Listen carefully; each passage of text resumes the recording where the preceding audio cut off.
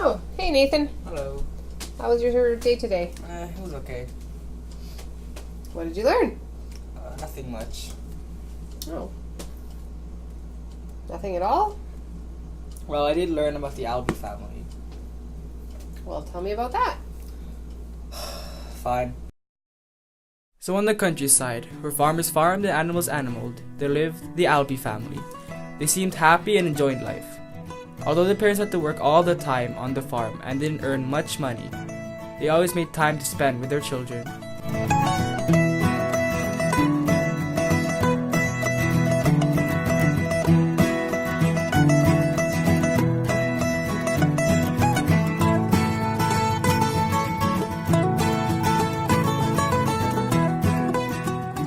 Mr. Albie was a farmer. He worked most days picking grass roots to weave his baskets, and from the field he picked cotton for his clothes.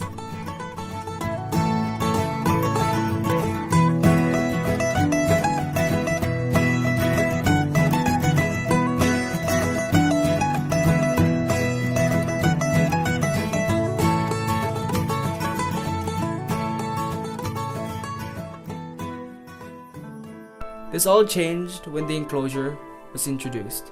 All landowners and farmers who couldn't afford to keep their land were forced out.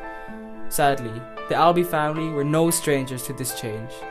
Their land was bought by wealthy landowners who could sustain and survive farming during the Industrial Revolution. And because of this, the Albie family had to move to the city to look for a different job.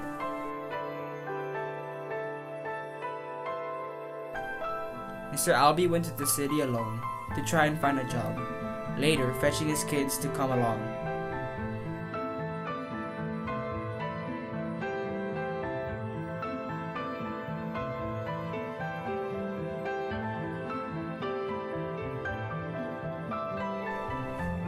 He managed to become a knocker-upper, but there was one bad thing about having this job.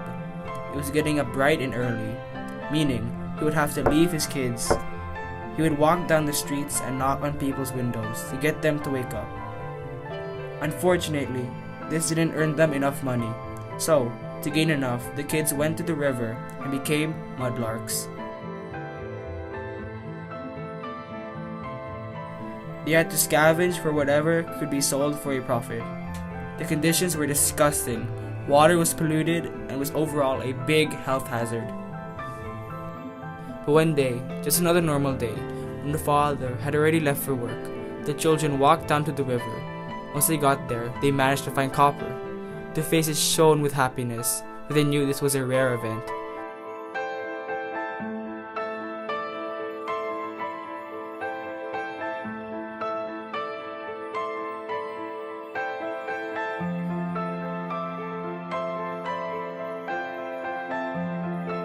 One of the children excitedly ran to tell their father, while the other exhaustedly drank water before following.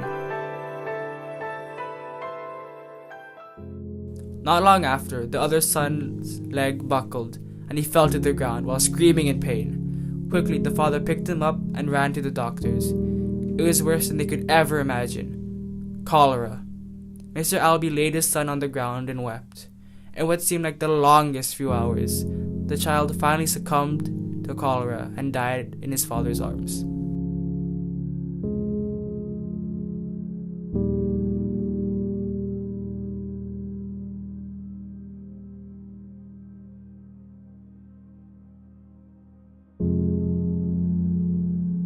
They went to the nearest field and buried his body. The father looked down at the grave.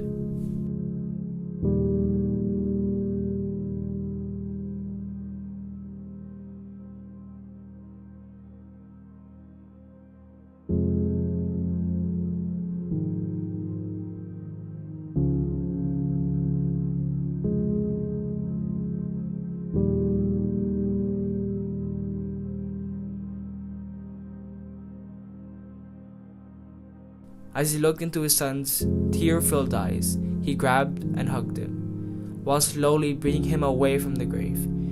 He couldn't believe it. He lost his son.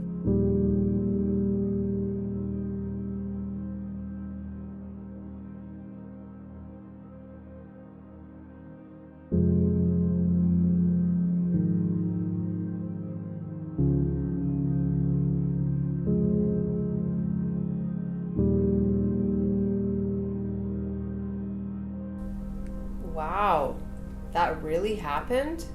Yes, and it gets worse.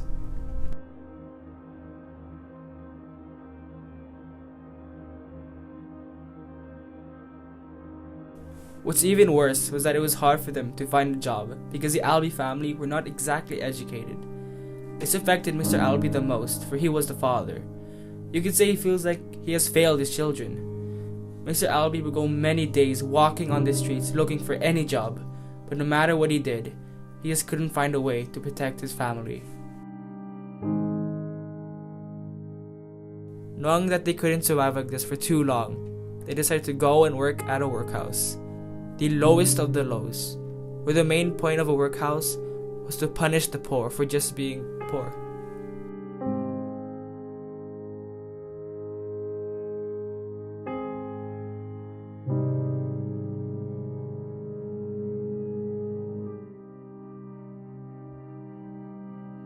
The son was also at the workhouse picking apart rope. After weeks of hard labor and work, everything was going pretty good. Well, good in workhouse standards. Even with the strict rules, they managed to do their job correctly. Again, following the theme of sadness though, just like many other workhouse children, Mr. Albee's son was bought by a factory owner and dragged away. The child was bought and brought to a cotton mill and became a mule scavenger. Long story short, there were machines that dropped excess cotton, so they went under the machines and picked up the cotton. Everything was going fine until he made one false move. Of course, his mind wandered and was distracted by his brother's death and him leaving his father. While he was thinking, he didn't realize the machine until it was too late. His head crushed between the beam and the machine, instantly killing him.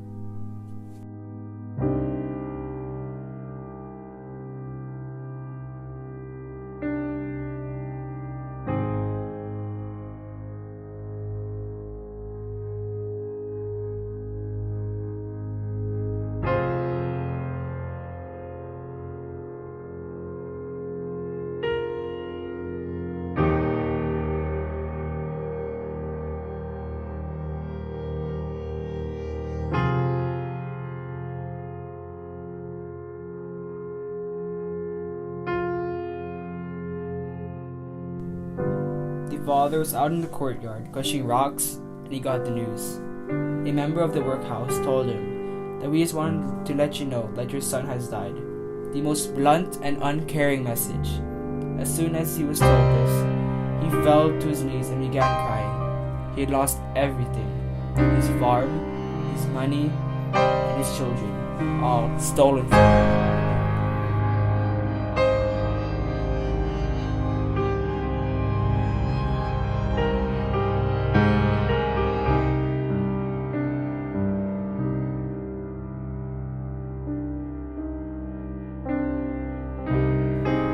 But he had to continue to live his life and go back to the workhouse.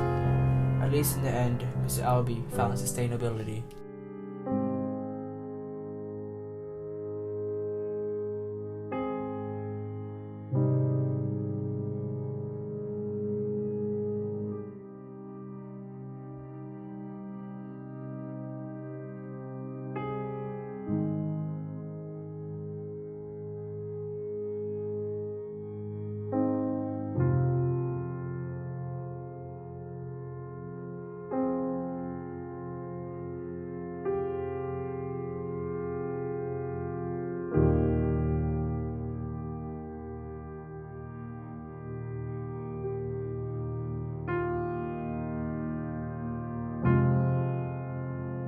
So yeah, Mom, that's what I learned.